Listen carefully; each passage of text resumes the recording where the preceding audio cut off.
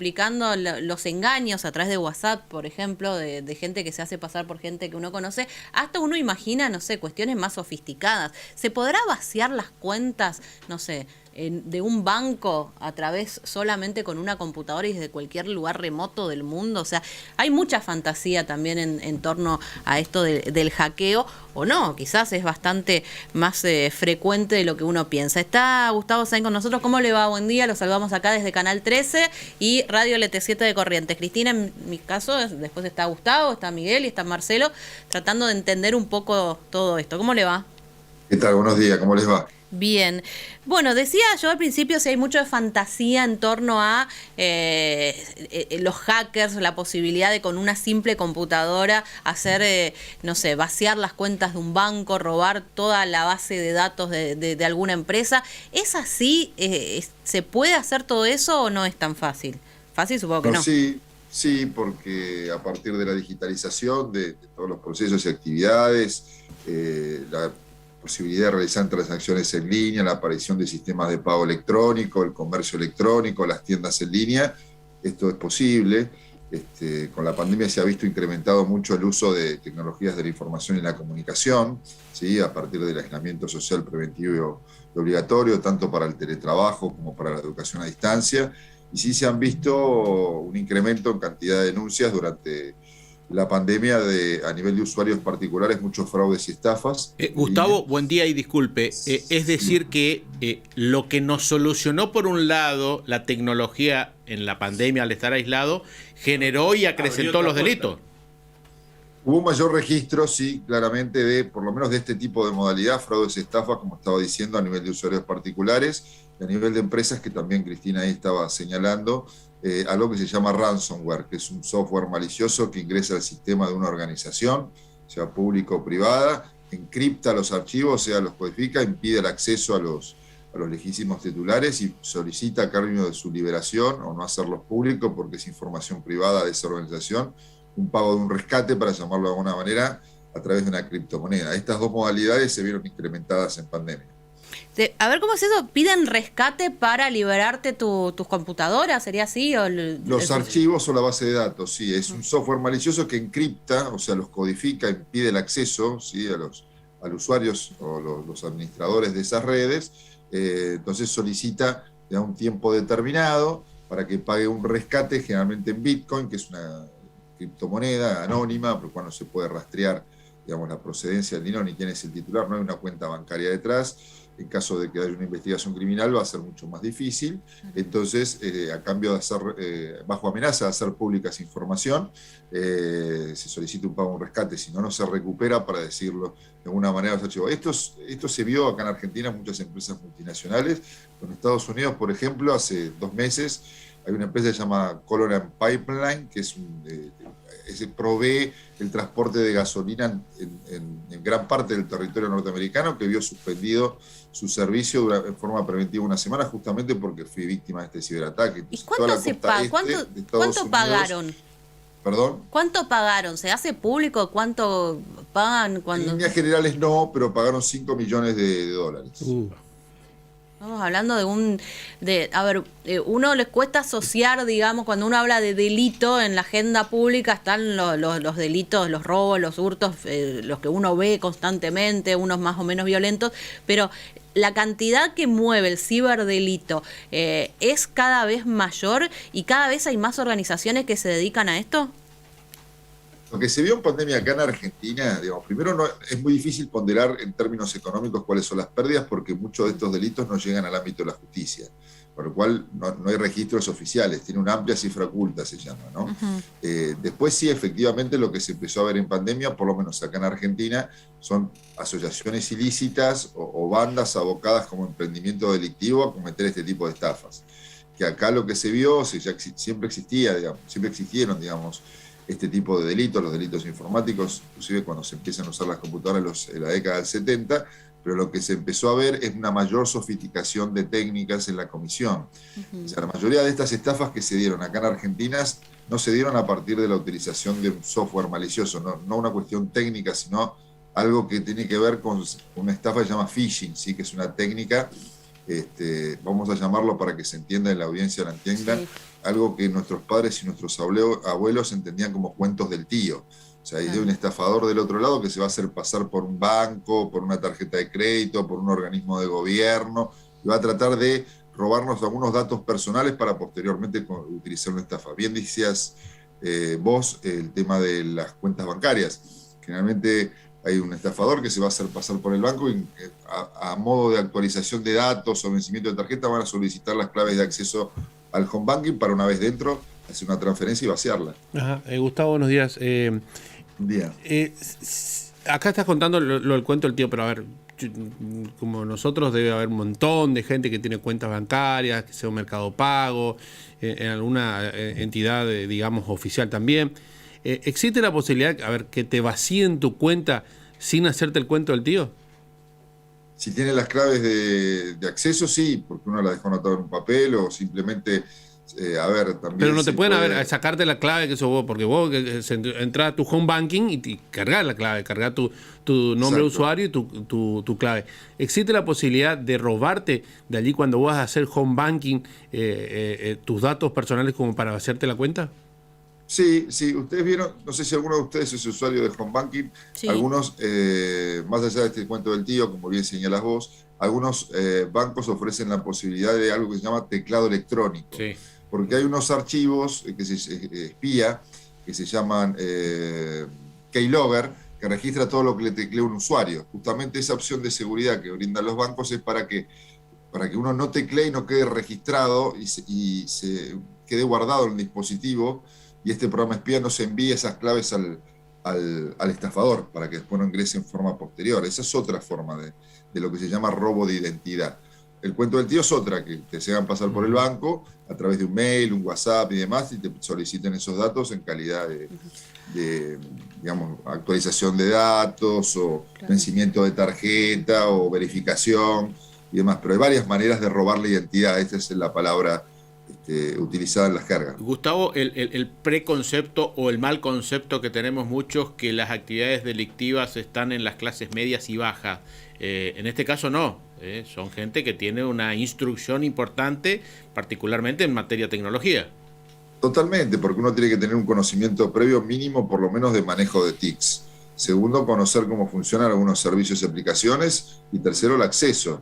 Para lo cual, si hay algo que viene a demostrar el ciberdelito, es que el delito no está asociado a la pobreza, porque lo que explica la comisión de este tipo de conductas es más que nada el criterio de oportunidad, ¿sí? Más que el criterio de necesidad. Hay una red global con posibilidades de construcción de identidades ficticias. La mayoría de servicios y aplicaciones de Internet no presentan acreditación de identidad, como cuando uno va al banco, que tiene que ser el titular y presentar un montón de documentación.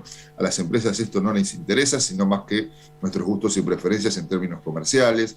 La posibilidad de acceder a grandes públicos desde una computadora, o sea, enviar un mensaje y llegar a un montón. Hay una serie de factores que hacen que la comisión de los delitos informáticos sea mucho más rentable y posiblemente pueda llegar a resultar impune si se une una serie de factores. Lo que prima es la oportunidad y no la necesidad. Claro. Gustavo, te hago varias preguntas así sueltas que se me ocurren y quiero saber qué me puedes decir.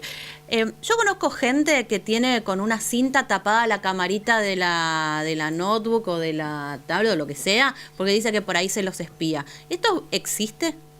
Sí, existe. Hay programas de software que uno involuntariamente puede descargar desde una tienda de aplicaciones en el celular o en el store o un sitio web de programas gratuitos que se llaman troyanos. Justamente tiene esta palabra por la figura del caballo de Troya, que uno cree que es una cosa, en realidad es otra, cumple otra funcionalidad, que se instalan y toman y graban las imágenes, inclusive cuando la cámara no está activada. Y eso es verdad. Una anécdota muy graciosa, porque Mark Zuckerberg, el CEO de Facebook, sí. Facebook cuando compra Instagram, la empresa de Instagram también es de Facebook, sí. Él lo celebra desde su computadora, imagínense, ¿no? Con su computadora, con un cartel que dice 1 millón de usuarios, y se ve de fondo en su computadora, en su notebook, tapada la cámara de esta manera. Entonces imagínense si Mark Zuckerberg, el CEO de un gigante de Internet, utiliza este recurso, qué tan riesgoso es esta posibilidad. O sea, de ponerle una cintita. Otra pregunta. ¿Es más seguro Telegram que WhatsApp? ¿Y me pueden escuchar los audios de WhatsApp o leer las conversaciones?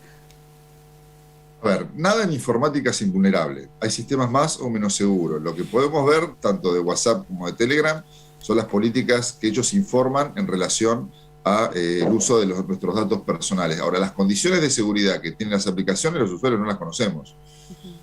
Esa es la realidad. Nosotros lo que generalmente suscribimos en los términos y condiciones de uso, y que a su vez incluye una política de privacidad, es que nosotros, ellos pueden hacer uso comercial de nuestros datos. Ahora, no te informan las condiciones de seguridad que existen en cada una de las plataformas y los gobiernos mucho menos conocen esas condiciones de seguridad. Claro. ¿Y eso pueden escuchar mis conversaciones, mis audios, leer mis conversaciones en estos sistemas de mensajería? Las empresas utilizan algo que se llama sistemas de cifrado. Sistema de cifrado quiere decir que todas las comunicaciones que se transmiten por la red están codificadas, ¿sí? Encriptadas. Si hay un hacker, vamos a decirlo, un ciberdelincuente que intercepta esa comunicación, no las va a poder leer, ni escuchar, ni ver porque están codificadas, solamente el legítimo destinatario de ellas. Eso no implica que tengan las claves de cifrado y que también se puedan filtrar. A ver, por un lado tenemos los ciberdelincuentes que pueden utilizar determinada información y por otro lado están las propias empresas proveedoras de servicios de Internet que hacen con esos datos. La pregunta no sé dónde está orientada, si las empresas o los delincuentes, pero a ver, como dije anteriormente, en informática nada es invulnerable. Y han habido casos que se ha filtrado determinado tipo de información, inclusive hay casos en cual uno está enviando determinados audios con palabras clave en un sistema de mensajería y automáticamente repitió 3 veces la misma palabra y le apareció una publicidad relacionada con esa palabra. Claro. Entonces dice, ¿qué está pasando acá? Gustavo, ¿y cuál sería lo recomendable en el marco de los miedos de la gente? ¿Qué cosas hacer y qué cosas no hacer? Hay muchos tipos de delitos. Acá lo único, el ciberdelito no es algo complejo y organizado, sino que simplemente pueden ser delitos convencionales que toman una nueva forma porque intermedia la tecnología digital, ¿sí? El secuestro virtual, por ejemplo. ¿Cómo? El secuestro virtual.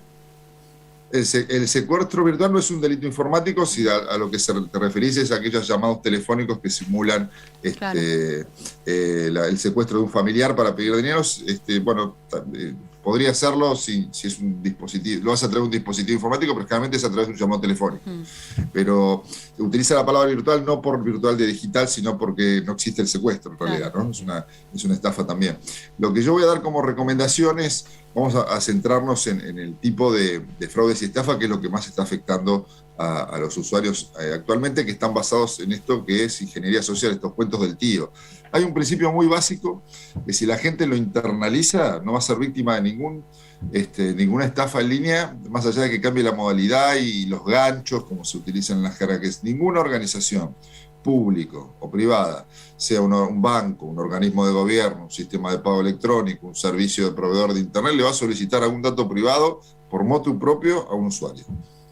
Muy distinto es cuando, por ejemplo, yo me comunico a las vías oficiales de una empresa, un organismo de gobierno y demás, y por ejemplo, cuando llamo a una tarjeta de crédito, el operador que está del otro lado me solicita datos para acreditar mi identidad, ¿se entiende? Ahora, soy yo como cliente el que llama. Ahora, nunca va a ser al revés, la tarjeta de crédito se va a comunicar conmigo para pedirme que valide determinados datos. Bueno, con ese principio de que nunca del otro lado ningún organismo va a pedir nombre de usuario y contraseña, número de cuenta bancaria, número de CBU, número de tarjeta, todo esto nunca lo va a hacer una organización. Entonces, si uno mantiene este principio, nunca va a ser víctima de una estafa, por más que varíen las modalidades. Gustavo, muchísimas gracias, muy amable. No, gracias a ustedes, buen día. Bueno, Gustavo Sainz es el director nacional de ciberseguridad, contando cómo está esto. Está Pablo Miguel con nosotros, vamos a hablar de los títulos principales de LT7, pero quiero antes darles un dato nada más. De la totalidad de estafas denunciadas y que llegan a instancia judicial, ¿no? La estafa es un delito. ¿Saben qué porcentaje de estafas son estas de phishing que estaban contando, que te roban los datos? Sí. El 37%, y ven aumento. Es decir, hoy tenés mucha más chance que te estafen de esta manera o a través de un llamado telefónico en donde te hacen el que te ganaste un premio, esas cosas, que una estafa a la vieja usanza, es decir, sin intermediación de ninguna tecnología. O sea que esto estamos hablando es la actualidad de muchos delitos. Varias cuestiones básicas, ¿no? Que tanto el tema del home banking como los cajeros y demás, en lo que significa el número de usuarios, claves y demás, hay recomendaciones también, porque yo me imagino que también deben haber personas que se dedican gran parte de las horas del día a tratar de decir, y Gustavo Gamboa, ¿cómo debe estar su cuenta? Y ahí van probando, ¿entendés? Y cómo puede ser la clave. Viste que eligieron a Gamboa, que es el que tiene la cuenta más gruesa, ¿no? Claro, exactamente. No, y además después de la Casa de Papel seguro. tiene toda la moneda. Pero bueno, guardada. dato central, evitar dar datos Exacto. cuando Tal te cual. llaman. Hola Pablo, ¿cómo te va? Hola, ¿todo muy bien? ¿Ustedes? Bien, ¿y tú? ¿Cómo les trata el fresquito?